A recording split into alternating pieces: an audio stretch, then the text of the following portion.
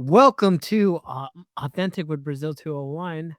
I'm your host, Brazil 201. And on today's episode, we're going to talk about Ella Mackey's latest movie, one of my favorite movies of the year, Ella McCay.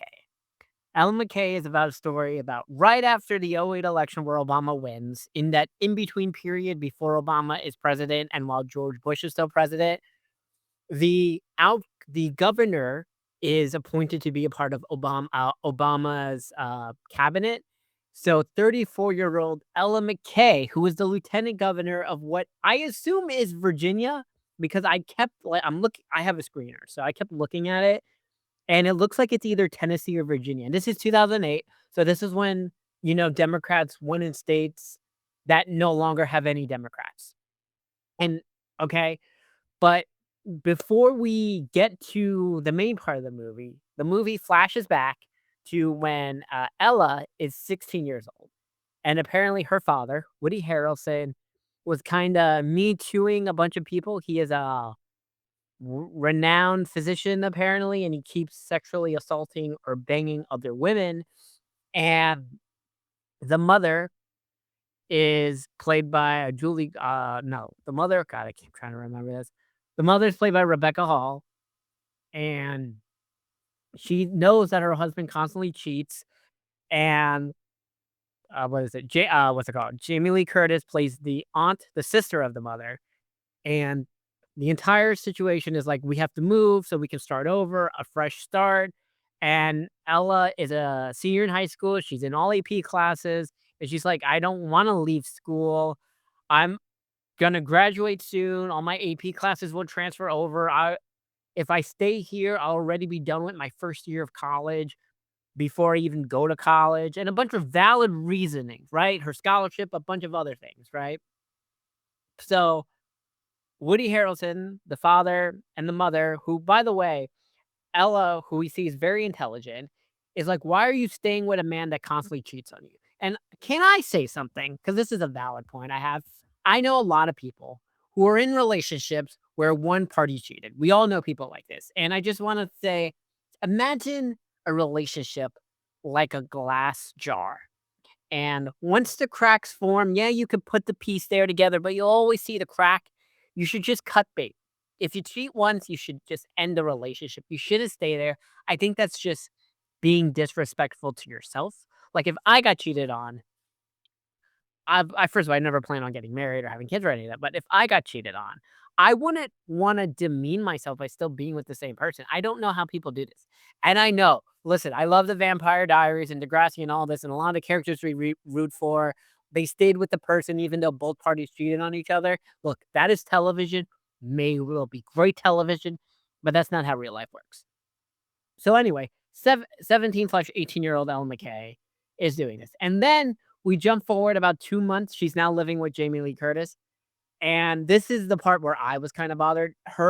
What ends up being her husband, a guy named Ryan, apparently is the first person she fucks in high school. So what's weird is that she's hot, right? Like Ella doesn't have an ugly girl face. She's attractive no matter what. This isn't like an ugly girl who becomes hot but still has like ugly girl self-confidence. But for whatever reason, even as a 34-year-old lieutenant governor, she still has like ugly girl self-confidence and allows her bitchy, whiny husband to do, like, whatever. Because apparently he's, like, chasing her the entire movie, like, while they're growing up. So, she loses her virginity to him, and I guess because he's the only guy that noticed how pretty she was or, the standard bullshit, like, in Glee. And it's funny because when she's 18, she looks a lot like Rachel Berry in Glee. And I gotta just say, Emma Mackey is rising in my white girl power rankings, okay?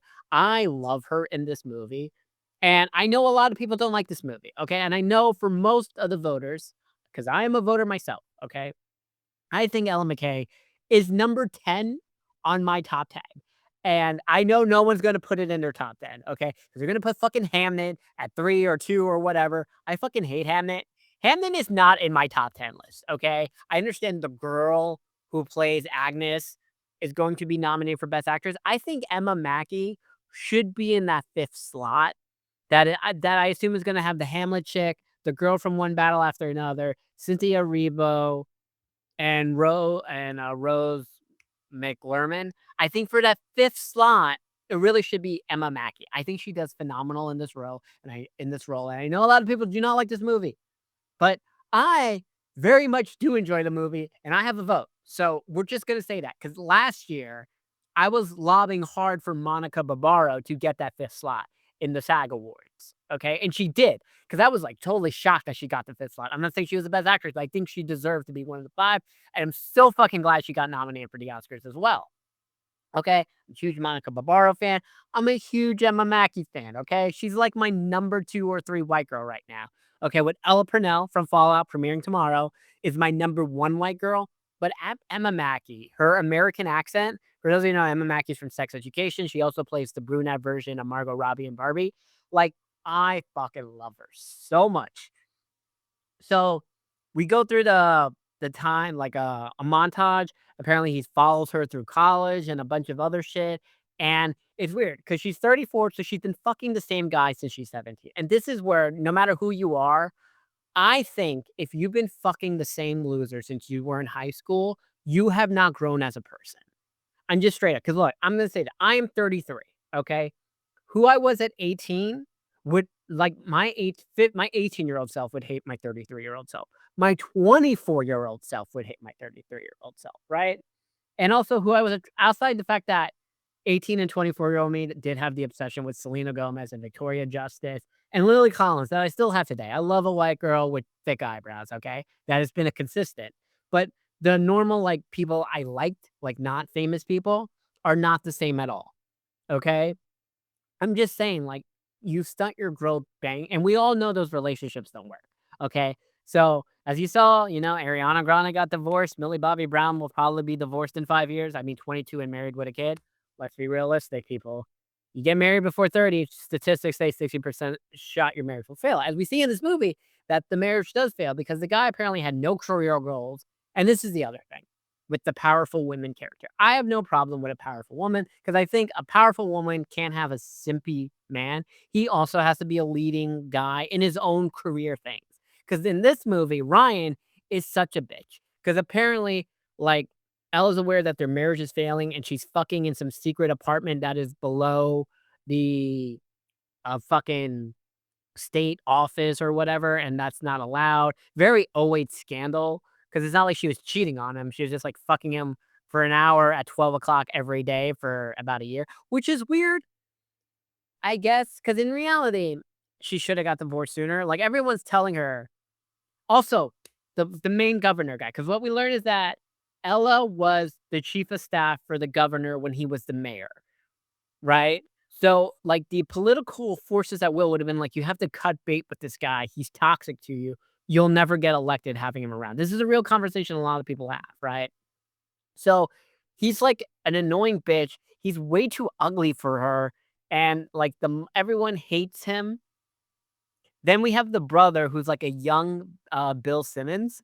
Apparently, he uses an algorithm to do guess the lines, and he is what's it called?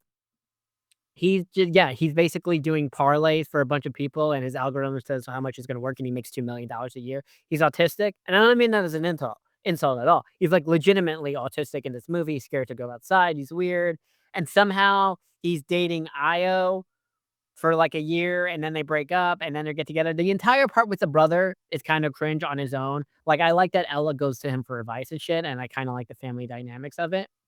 But anyway, back to the main part of the story. When Bob becomes Secretary of the Interior and Ella is elevated to governorship, this entire movie takes place over 3 days. She's only governor for 3 days because of the fucking husband fucking shit up for her. So if she wants to pass a mommy mother's law, which is basically like in Veep, so that all mothers uh, health insurance because this is pre-Obamacare, right? So, like, the ACA and all the other shit hasn't passed yet. To cap certain costs about things like mammograms and prenatal visits because this is pre-Obamacare and all the other shit. So that's why I'm, like, questioning a lot of it.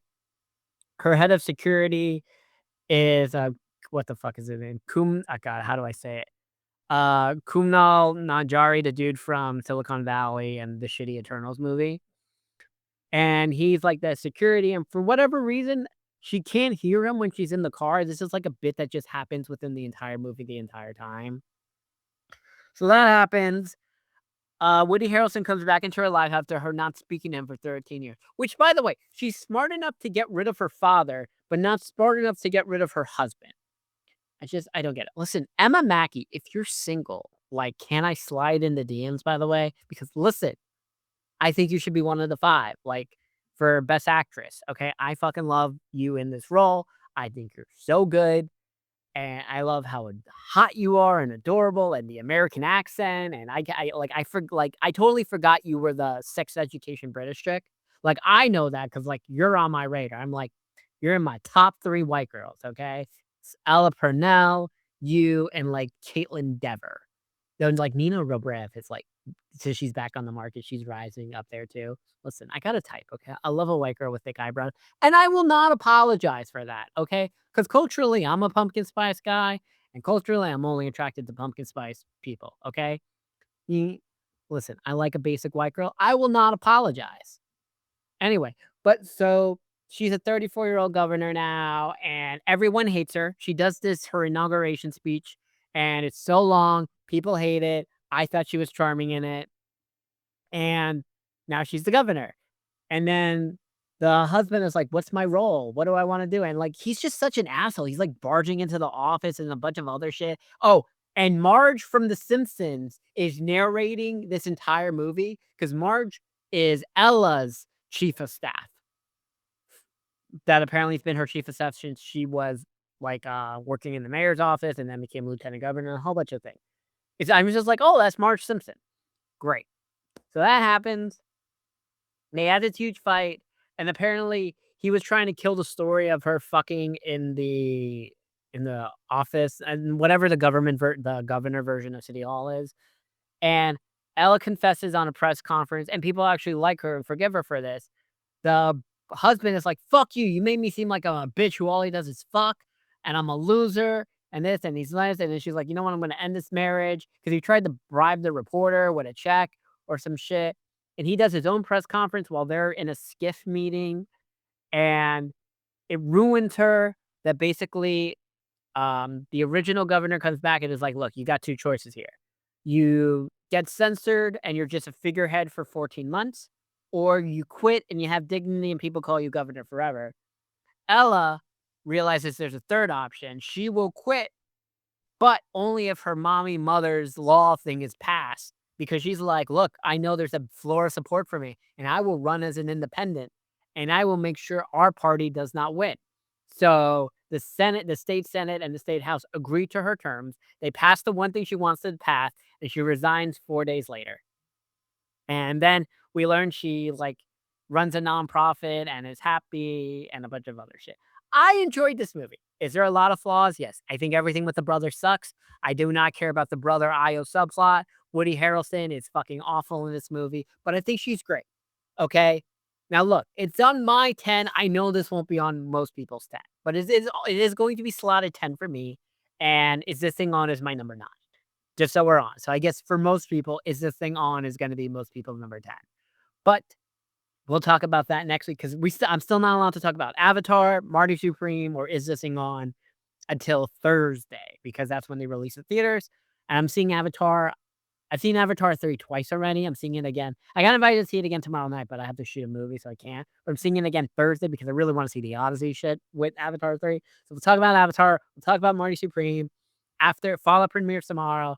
After Christmas, when the 3 Stranger Things episodes drop, because I get them a little earlier, but I do not get the finale early. I'll do top 10 movies of 2025. I mean, top 10 shows of 2025 and top 10 movies of 2025. Both 2 separate, like, how I'm voting for the wind down because I'm on the nominating thing. So, like, what I'm gonna put as my suggestions, because you have to choose 5. You're not choosing the best. Well, and for movies, you're choosing your 10, but you understand how that works. Just over there. So that's been it.